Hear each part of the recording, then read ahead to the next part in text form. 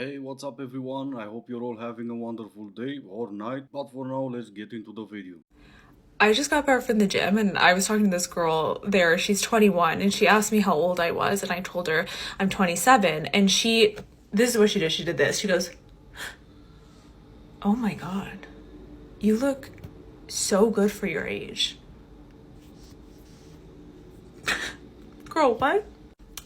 I fear that we have as a society, have collectively lost the plot on aging because since when is 27 old? Like, if you're in your 20s, and I mean early, mid, late 20s, you're a baby. Okay, if you're in your 20s, you're a fetus. If you're in your 30s, you're a toddler. If you're in your 40s, you're a teenager. And if you're in your 50s, you're an adult. And this is exactly where you lost the plot. And this is just women trying to escape accountability. Oh, I was just a baby, I'm 30. No, you're not. Past the age of 18, you're a grown woman and responsible for all your actions.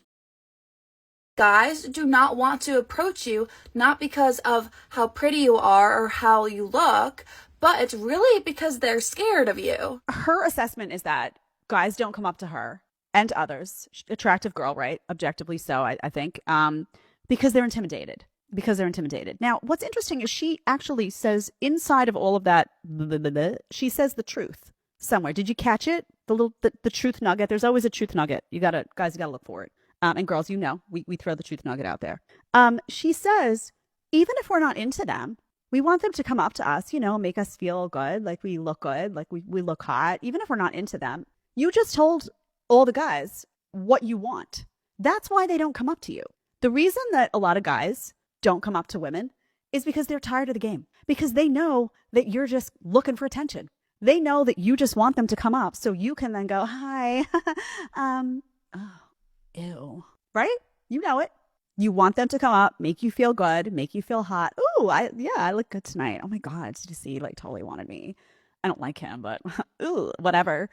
They're tired of that. Yeah, that too, but also women look good for themselves, not for the male gaze or whatever. She's all dressed up, she went to all the trouble to put on makeup. It was just for her, not for me. How would I even dare to validate something that was not meant for me?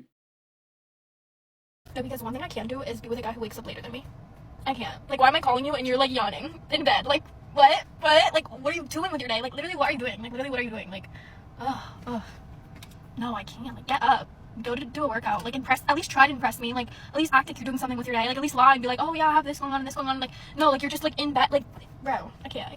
Like, I just can't do a guy who wakes up later than me. Oh no, she just discovered a bunch of men she's not gonna sleep with. Oh, whatever will the rest of us do? But then again, I can wake up an hour later than you and still be ahead of you by an hour. A 3 minute shower, 5 minutes coffee, and I'm out the door. It will take you way more than 8 minutes to decide on what makeup you're gonna put on. Since we're talking about being productive. Somebody posted a reel or a TikTok that's been living rent free in my mind for the last week, and I really just had to post about it real quick because I need more people to think about this. Women just got access to financial freedom in the 70s, marital SA just became illegal in the 90s, and no fault divorce just became legal nationwide in 2010. We are one generation in to women having a semblance of freedom. One generation in, and men have to destroy it. And why is that? Well, because women, when given an ounce of freedom, turn that into something far greater. We are surpassing men in academics, in the workplace, and we're choosing not to settle for mediocrity, or honestly, even worse than mediocrity, and the men cannot handle it. They don't want to change. They don't want to grow. So instead of growing and evolving, they want to push us back down. One generation. Yeah, absolutely. Which generation would that be? Gen X, Gen Z, Millennials? As that one girl on TikTok said, minerals? I had the mineral generation. Which one is it? Sure, women were given an ounce of freedom and they turned into online PR prostitutes. Thank God for OF, right? More than ever before, middle class women got in front of cameras and started spreading holes. If that's what I'm supposed to evolve to get, I'll pass. And yes, that's a fact. It's more middle class women than women living in poverty, so that leaves out the I needed money. And even before that, you were given an ounce of freedom and you had the SCX dual revolution. Men will refuse to grow and adapt. Well, actually, we did. That's the reason men no longer care. But then again, I'm not the generation. I'm just one generation. Some other men could disagree with everything I've just said. So apparently y'all want to talk about it. I genuinely have never heard this discourse online, and so I really thought when I posted this that like nobody else would relate with it, but there was 800 comments of people all something's getting under our skin about it. Something's not right? And this comment, this one's like one of the ones that have the most likes, and it hurts my heart because I don't want us to accept the defeat on it, right? Right now in America, and even just the cultural zeitgeist online, we're more divided than we've ever been, and it's so sad to see. Because we're also finding out so much about how the human brain works, how trauma works, how we all form as humans and really take in what this world does to us at early ages, and it kind of forms us into who we are as adults. And it's like this trauma movement that I've been seeing happening under the layers of everything else, and it could be so big if we all just kind of really open our minds to this idea that it's not too late. I think like the oligarchs or whatever, want us to think that it's way too late. Okay, sure, let's say they do. But the previous lady was not one of them. And sure, she's just a tool used to push a narrative, but I miss the part where I should care. I used to care a few years ago when you lunatics went into schools and forced 8 to 10 years old young boys to stand up and apologize in front of their entire classroom for nothing else other than they'll grow and end up to be men. Now I just don't. Maybe I will again when Netflix decide to make a TV show about that. Or maybe I still won't because I'll remember none of you saw that as a problem. Story time.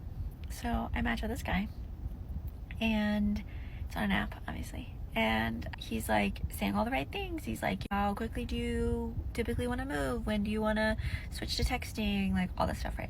All good things. We switch to texting. He's like, when are you free? I give him my availability, and he says, you know, this day works best for me. What do you want to do? Like, what side of town do you want to meet on? What would you like to do? So I tell him, you know, usually for the first date, I try to go somewhere in public, like a coffee shop, or get a drink, something that's just like a beverage that, you know, you can be quick in and out if it's like not right, like if you're not like vibing, but you can also stay and chat if it is vibing. And so I tell him that, and he says for first dates, he only ever likes to go like move around. He doesn't want to sit still. So he wants to go to a park.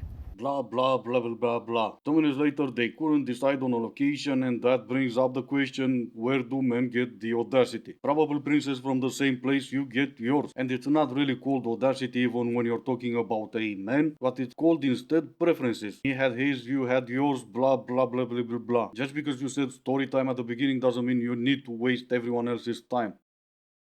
If you want to know what dating in Nashville is like, I met this guy on a dating app, okay? And we were texting for like probably 3 weeks before we ever hung out. And then we hang out. Super fun. You know, he said like, why are you so me? Why do I feel like we're going to start dating? And then after he left that night, I never saw that man again. And he kept leaving me on open on Snapchat, so I unadded him. I don't have you on Snapchat to leave me on open, okay? And then he unfollowed me on every single thing, so I'll never talk to him again. That's what dating in Nashville is like, guys. That's exactly. It could be just me, I may be looking too hard into it, but did you mean to say after you left the date or after you left that night? Because one may get you another date, the second will get you left on open. I maybe also look too hard into it, but why would a guy on a date with you say, oh no, you're so me, we're gonna start dating if the two of you were on a date? I knew I was going to get slut-shamed eventually by somebody about my casual Fridays. Contrary to popular belief, I was treated better.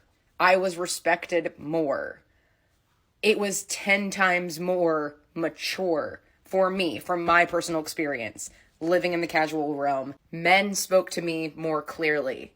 Men spoke to me more directly. There was no confusion. There was no, is it this, is it that? There was no...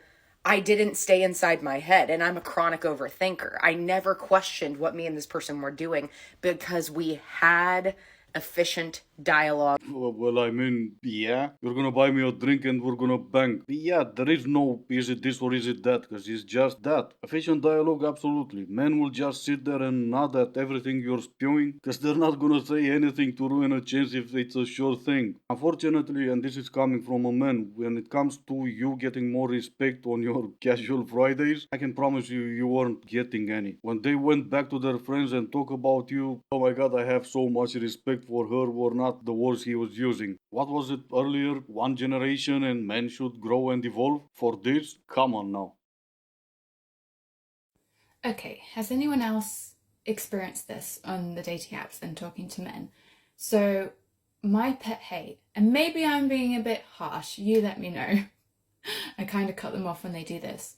Is say you've swapped some messages back and forth, and then they say, I really enjoy talking to you, but I don't really use this that much. I don't really check my messages. Here's my number. Sir, I do not want your number. I want you to ask for my number. And I want you to make the effort and reach out and message me. Am I weird for thinking that way? I want a gentleman.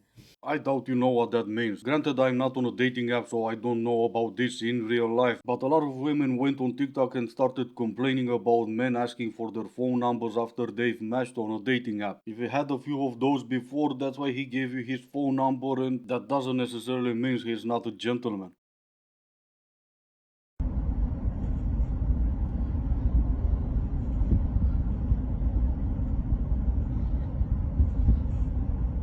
Don't go that way.